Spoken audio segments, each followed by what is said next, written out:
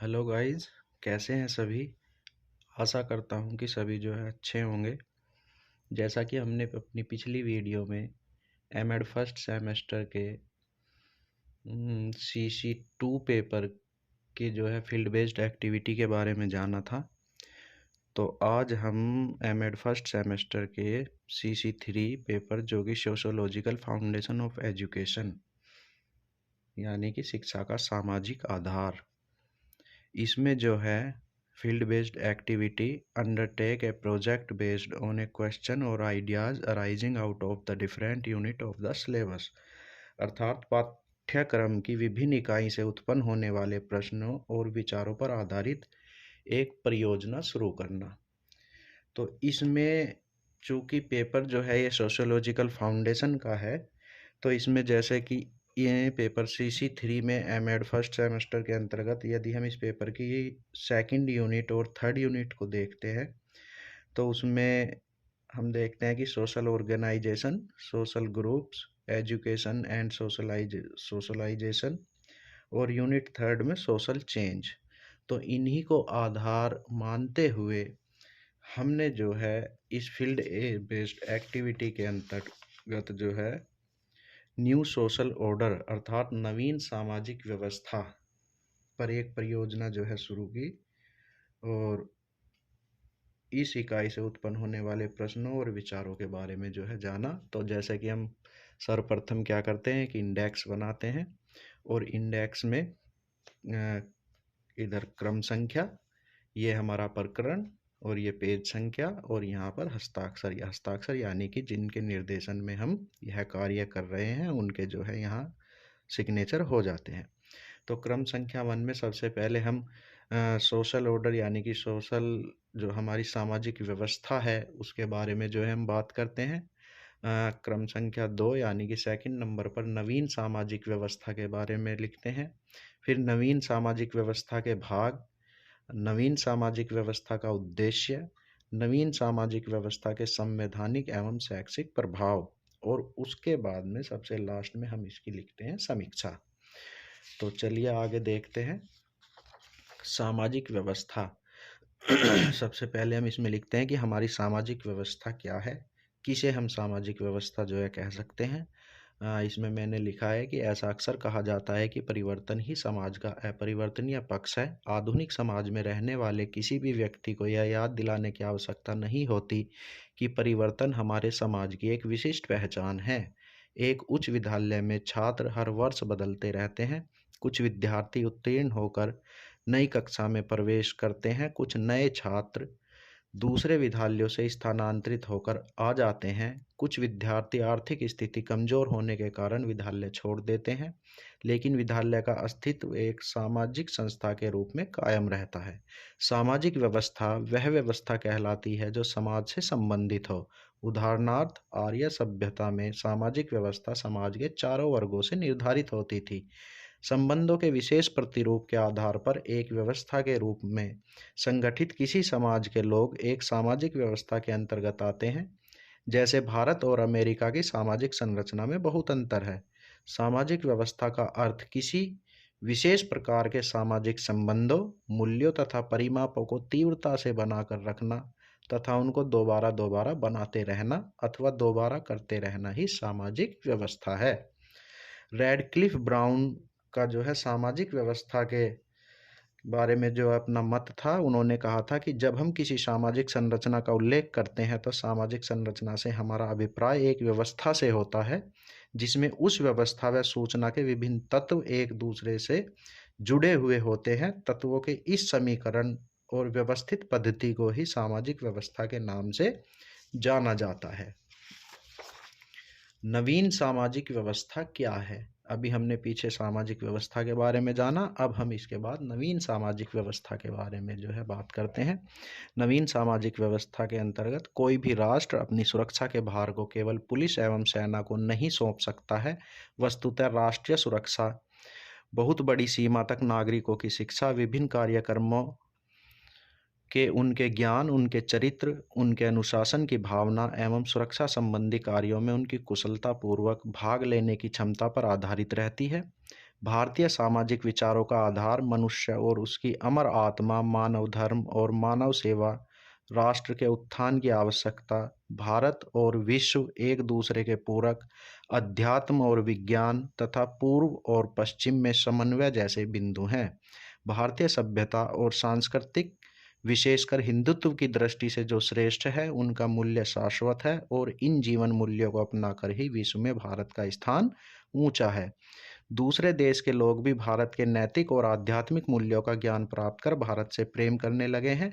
इसी संदर्भ में स्वामी जी का यह कथन अत्यंत महत्वपूर्ण है कि मैं तुम्हें साफ बतला देना चाहता हूं कि मैं न तो जाति तोड़ने वाला हूं और न निरा समाज सुधारक ही हूं। प्रत्यक्ष रूप से तो मुझे तुम्हारी जातियों या तुम्हारे सामाजिक सुधारों से कोई प्रयोजन नहीं। जो जाति तुम्हें पसंद हो उसमें रहो, पर उनके कारण तुम्हें किसी दूसरे मनुष्य या जाति से घृणा नहीं करनी चाहिए। प्रेम और केवल प्रेम का ही मैं उपदेश देता हूँ और मेरे उपदेश का आधार है विश्वात्मा का सर्वव्यापी और उसका सर्वत्र समान रूप से अस्तित्व विषयक वेदांत प्रतिपादित महान सत्य। स्वतंत्रता के पश्चात भारतीय समाज में कुछ महत्वपूर्ण परिवर्तन हुए। शासन की दृष्टि से भारतीय समाज किसी दूसरे देश का दास नहीं है। 26 जनवरी 1950 को देश का अपना संविधान क्रियान्वित हुआ। संविधान ने 13वीं धारा में स्पष्ट घोषणा की है कि किसी भी नागरिक के विरुद्ध केवल धर्म, वंश, जाति, लिंग, जन्म स्थान या इनमें से किसी एक के आधार पर भेदभाव नहीं बरता जाएगा। 17वीं धारा में कहा गया है कि अस्पृश्यता समाप्त की जाती है और इसका प्रचलन दंडनीय अपराध होगा। संविधान की 38वीं धारा में स्पष्ट किया गया है कि राज्य जनसाधारण के कल्याण को सुरक्षित रखेगा और सामाजिक व्यवस्था न्याय पर आधारित होगी। संविधान की भूमिका में स्वतंत्रता, समानता, बंधुत्व एवं न्याय को भारतीय संविधान का आधार बताया गया है। सन 1955 में एक कानून बनाकर हिंदू धार्मिक स्थलों में शूद्रों को प्रवेश दिया गया। अन्य सार्वजनिक स्थानों का प्रयोग भी ये लोग कर सकते हैं। उसी साल हिंदू विवाह एक्ट भी पारित हुआ। इस एक्ट के अनुसार विवाह अब एक समझौता है और बहुविवाद निषिद्ध है। तलाक की भी अनुमति प्रदान की गई है और अंतरजातीय विवाहों को वैध घोषित किया गया तथा हिंदू उत्तराधिकार नियम भी बनाया गया और स्त्रियों को पारिवारिक संपत्ति का उत्तराधिकारी बनाया गया। इन सब कानूनों को ने समाज सुधार को ही अपना उद्देश्य बनाया। इन सभी परिवर्तनों के कारण ही नवीन सामाजिक व्यवस्था का उदय हुआ। किसी भी समाज के स्वरूप के लिए सामाजिक संरचना और सामाजिक प्रणाली शब्दों का प्रयोग किया जाता है। अधिकांश भारतीय शिक्षा शास्त्री इन शब्दों के लिए हिंदी में सामाजिक व्यवस्था का प्रयोग करते हैं। सामाजिक व्यवस्था के संदर्भ में गिन्सबर्ग ने परिभाषित किया है कि किसी समुदाय की सामाजिक व्यवस्था में वे सब सामाजिक संगठन आते हैं जिन्हें उसके व्यक्तियों ने बनाया होता है और साथ ही वे सब संस्थाएं भी आती हैं जिनमें वे व्यक्ति भाग लेते हैं। वर्तमान में भारत के अंतर्गत नवीन सामाजिक व्यवस्था का ढांचा निर्मित किया जा रहा है। इसके द्वारा प्रत्येक क्षेत्रों से संबंधित कार्यक्रमों को एक दूसरे के साथ संलग्न करने पर विशेष बल दिया गया है ताकि विकास की प्रक्रिया को नई दिशाओं एवं नवीन संदर्भों में अवलोकित करके बहुमुखी समाज की विभिन्न क्रियाओं को निरंतर अग्रसर करने में सहायक हो सकें। इसी के माध्यम द्वारा प्रत्येक नागरिक नवीन सामाजिक व्यवस्था की प्रक्रिया में सम्मिलित किया जा सके। इसी के द्वारा सभी को लाभान्वित होने का स्वप्न साकार हो पाएगा। साथ ही सभी वर्गों, अमीर, गरीब, ग्रामीण, शहरी, आदिवासी, वंचित, दिव्यांग, अनुसूचित जाति, जनजाति, पिछड़ा वर्ग आदि सभी का योगदान हो तथा सभी को लाभ प्राप्त हो। यही राष्ट्र का नवीन सामाजिक व्यवस्था का स्वप्न है। नवीन सामाजिक व्यवस्था के उदय का सबसे महत्वपूर्ण कारण सामाजिक आंदोलन रहे हैं। विभिन्न कुप्रथाओं के खिलाफ हुए आंदोलन तथा उन्हें मिली सफलता के कारण ही नवीन समाज की संरचना हो पाई। जातिगत, धार्मिक, सामाजिक तौर पर समानता आई। विभिन्न आंदोलनों के कारण ही शिक्षा, स्वतंत्रता, अधिकार, न्याय आदि में आमूल-चूल परिवर्तन हुए जिनसे वंचित वर्ग, महिलाएं देश की मुख्य धारा में शामिल हुए। इसके बाद नवीन सामाजिक व्यवस्था के गुण। सामाजिक व्यवस्था में परिवर्तन होकर जिस नवीन सामाजिक व्यवस्था का उदय हुआ उसमें भी 3 भागों का महत्वपूर्ण स्थान है। इन्हीं तीनों स्तर पर जब परिवर्तन होता है तब नवीन सामाजिक व्यवस्था की संरचना होती है।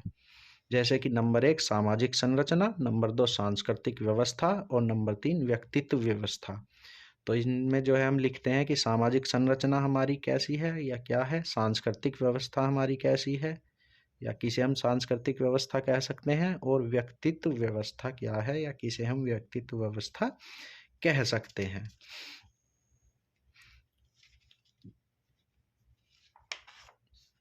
ये तीनों जो हैं हमारी ये हैं, जैसे कि ये पीछे हमारी सामाजिक व्यवस्था थी, ये हमारी सांस्कृतिक व्यवस्था के बारे में जो है लिखा हुआ है थोड़ा, और इसके बाद व्यक्तिगत व्यवस्था के बारे में जो है लिखा हुआ है।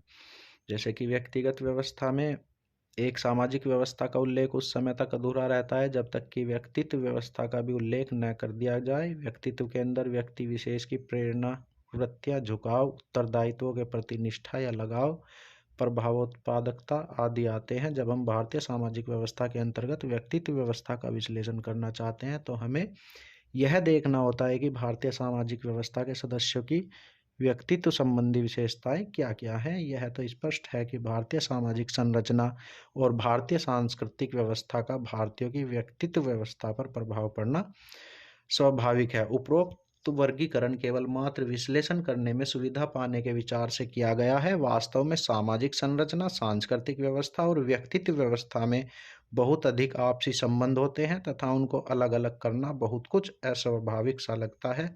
यह बात भी सही है कि सांस्कृतिक मूल्यों तथा व्यक्तित्वों की विशेषताओं में भी कई प्रकार के विशेष प्रतिमान देखने में आते हैं जो स्थायी न भी हों तो भी वे बहुत लंबे समय तक चलने वाले होते हैं, और इस प्रकार सांस्कृतिक और व्यक्तित्व संबंधी मामलों में भी कुछ विशेष प्रकार के संस्थागत व्यवहार या रूप देखने में आते हैं।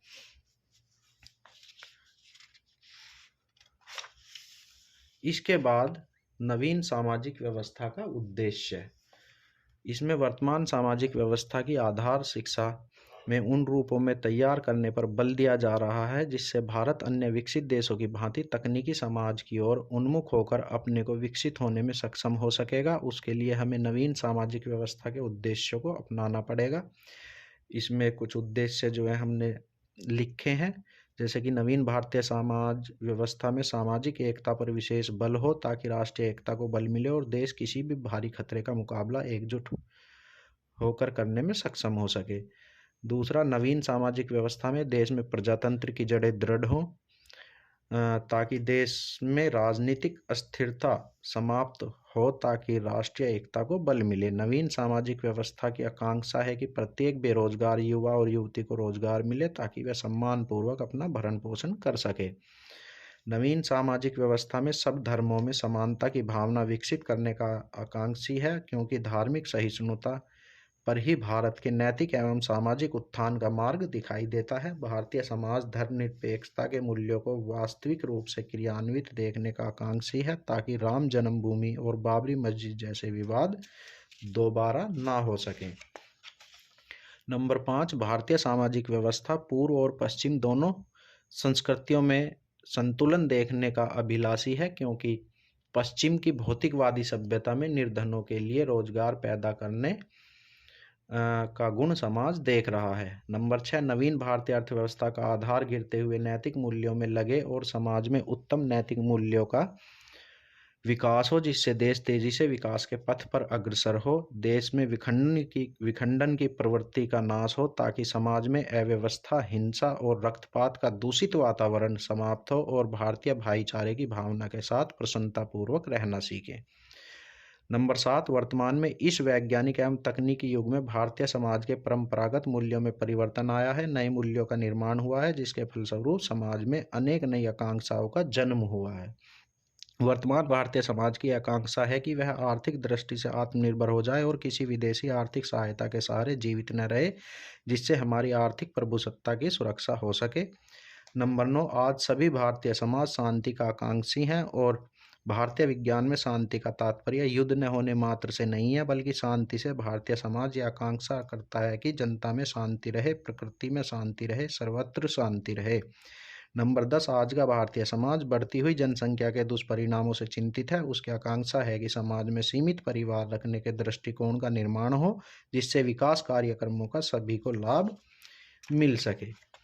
नवीन सामाजिक व्यवस्था के संवैधानिक एवं शैक्षिक प्रभाव। संविधान की प्रस्तावना में उभरते हुए नवीन भारतीय समाज के स्वरूप को स्पष्ट किया गया है और संविधान लागू होने के 26 वर्षोपरांत 1977 में पारित इसके 42वें संविधान संशोधन विधेयक द्वारा संविधान की प्रस्तावना में वर्णित प्रभुसत्ता संपन्न प्रजातांत्रिक गणराज्य के स्थान पर प्रभुसत्ता संपन्न समाजवादी पंथ निरपेक्ष प्रजातांत्रिक गणराज्य प्रतिस्थापित कर दिया गया। अतः उभरते हुए भारतीय समाज से तात्पर्य उस समाज से है जिसमें निम्न विशेषताएं परिलक्षित हों, जिनके स्वरूप की रचना मुख्य रूप से हमारे संविधान में की गई है।